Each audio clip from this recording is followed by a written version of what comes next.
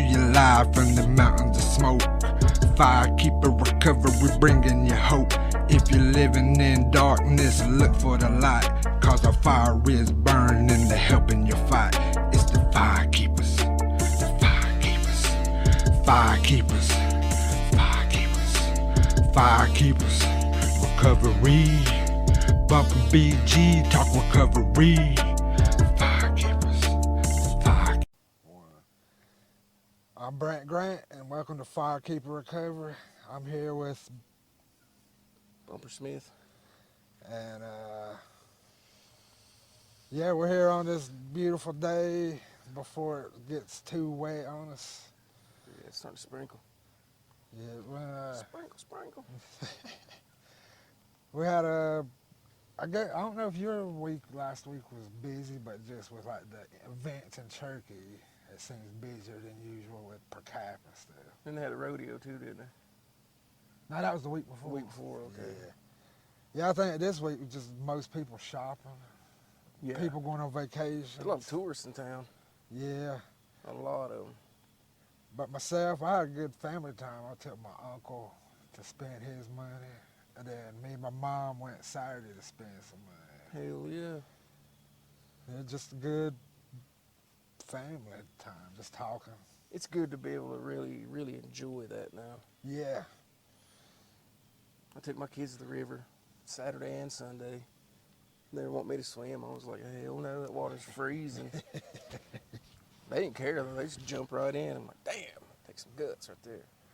Yeah. Remember them days though, back on, you'd be 12, it'd be hot. Yeah. Just want to hit the river. Just go, hell, go flop around in a creek. Yeah. Sit in 3 inches of water. Yeah, jumping off a rock into like knee-deep water. The good old days, as they say. Good old days. So our topic, what was it? Some people this past weekend may have had a lapse.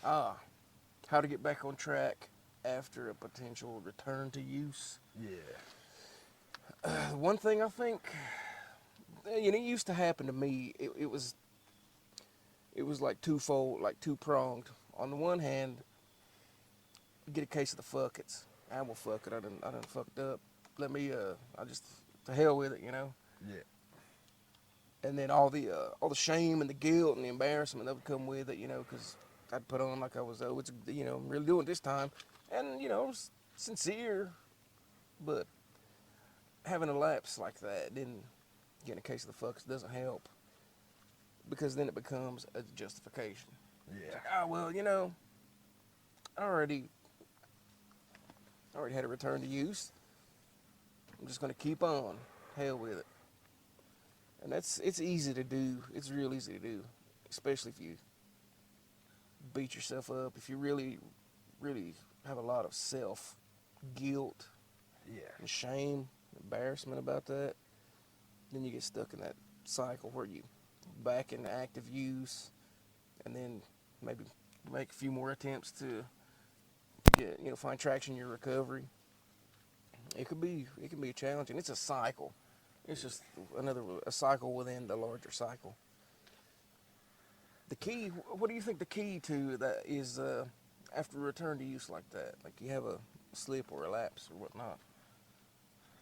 So then, when you wake up, I think it's the wake up the next day. It's when you still feel the same stuff that you were feeling before you used to escape. While you was escaping, Yeah. So when you wake up that next day, it's still there. Right. So it only worked for that night. So it's still there. So I'm gonna have to keep doing this every day. And the sooner you realize that, it's only temporary. The futility becomes apparent. Yeah. Yes. So I'm gonna stop today. I ain't gonna drink tonight, or I ain't gonna use today. I ain't gonna look. I'm gonna sit in it. I'm gonna stew in it, and I'm gonna have to deal with what I did, and I'm gonna have to take responsibility. Yeah. And it's not a failure of epic proportions. It's a small failure. Yeah. And them are good because you learn from those. Just like you learn from the big ones, the small ones though are smaller lessons. So you just know that I can use once, but that's not a reason to keep using once every 6 months or once a year. Yeah. You can do that because I did it and I stopped this time. So that can be justified too. So these are all things you got to unlearn. Yeah. It's like letting yourself off the hook for doing that. Yeah. I think like you mentioned, having a lapse or return to use one time, and it being like a small mistake, keep it at a small mistake.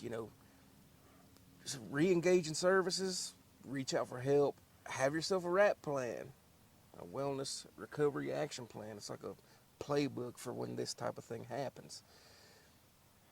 Get back on track, like if it happens over the weekend, go up to Alaniski or wherever you go the following Monday and be open about what happened. Talk about what might have led you to choose to use, and don't let that small mistake blow up into like you're right back in it. Yeah. Like if you step in dog shit, you wash your shoe off. You don't just like keep stepping in dog shit. Yeah, and track it all over. Yeah, because that's what it becomes. It just becomes a mess. It's super important to just own it, accept it, hold yourself accountable. Accountability allows you it gives you the power to do something about it. Yeah. Try to do it, like run away from accountability or add it to the list of things that you're seeking to avoid or escape or suppress through using.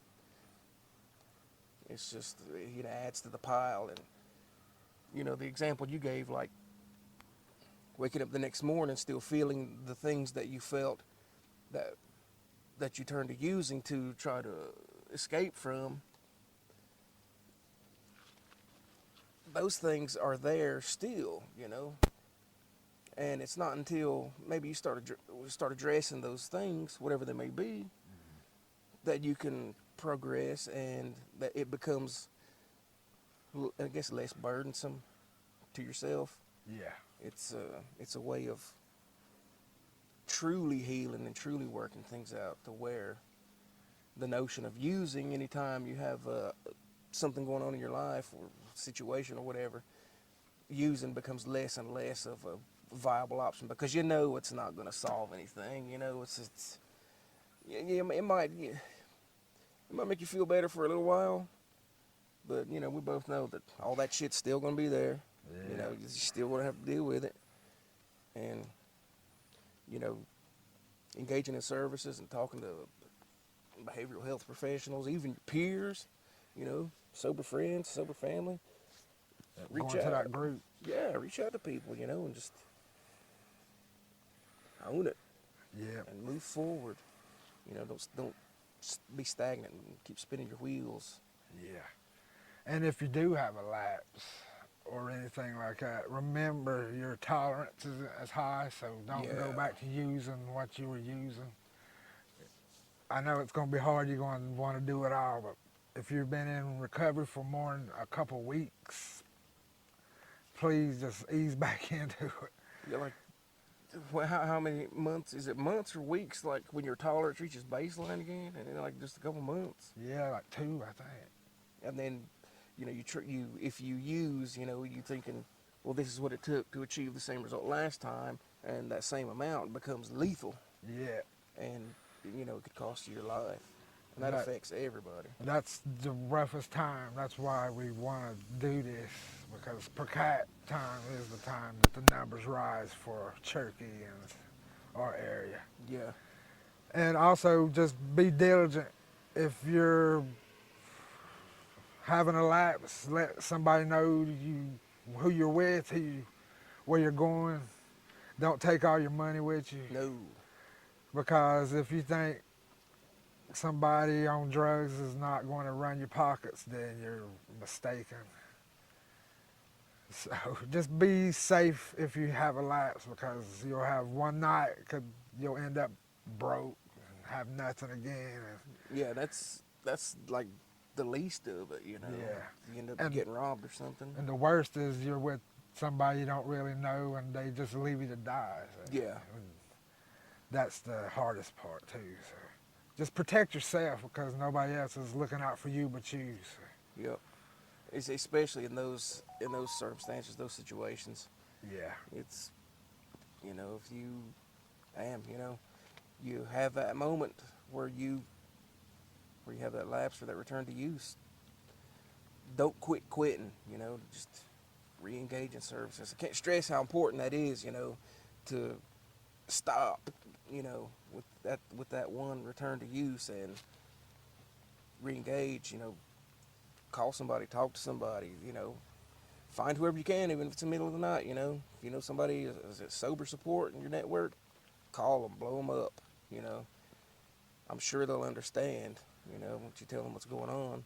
Right. Yeah, they may be grumpy, but, you know, at least you get them on the phone or, hell, show up, you know. Yeah. If somebody was in crisis, you know, like, for instance, if it were you and you were in crisis, you showed up at my house in the middle of the night and tell me what's going on, I'm like, hey, well, come in, let's talk about it, you know. Let's figure it out right now. Yeah. You know, let me help you do something about it. Yeah. Yeah, so just reach out. Because we've all had lapses. I've had a lapse that took me a year to get out of, so that was a relapse. But yeah, this is my 4th attempt at trying, and it's finally starting to work. So be patient with yourself. Yeah. We all have what gets us. Sometimes it might be a relationship for you. Sometimes it might just be money. Like, I have money, so I'm going to relapse. Or it might be I don't have money, and that stresses me out to relapse. Yeah. So Yeah. just know yourself and be diligent and be on the lookout. And know what your recovery resources are. Yeah. You know, nobody's, you know, me, you know, least of all, anybody that's in recovery is going to judge you for fucking up sometime, you know. I mean, I've been there. Yeah. Yeah, we've all been there. Because there's hope still, even when you have that lapse, that 2 lapse, they still bring you back. As long as you keep breathing, there's still hope.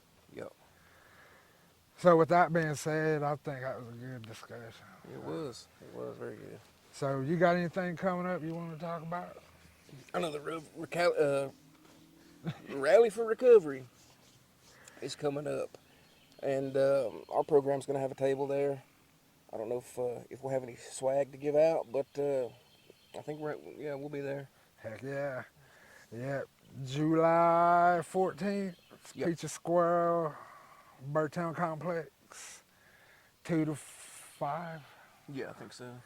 Yeah, so we'll all be down there showing our beautiful faces and spreading some hope. Yeah. Participate in your own recovery and just come be with a bunch of other people that are in recovery that support you, and we're all here for each other, and it's a function for Cherokee recovery. Yeah, and come see who's in recovery. You'll be surprised till you run into old friends, new friends, old acquaintances, family members you didn't know was working. Yep. You'll be surprised. So come surprise yourself and surprise others by you being there. Yeah.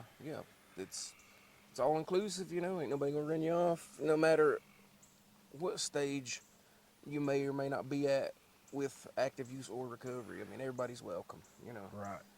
Even if you're just thinking about it. Yeah. Like a pre-contemplative state, you know. Come by and get some information. I'm pretty sure they'll be giving out stuff like maybe Narcan and other things that is good to have on hand, because you never know when it might be needed. Yep, and for myself, I'll just be doing the MARA 12-step meeting tomorrow night at the hospital, 6 p.m. River Cane Room. Come to the ER.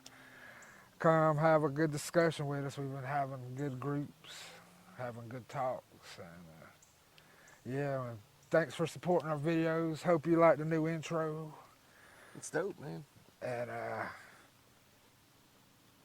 you got anything else? That's it, really. Before we get out of the rain. Yeah, so thanks. Just keep hope alive. You can always reach me at the social medias, at Big Native BG on Twitter, Instagram, whatever else there is out there. And Brant and Grant on Facebook is where you find the videos, as well as Firekeeper Recovery on YouTube. Like and subscribe, as they say. Yeah.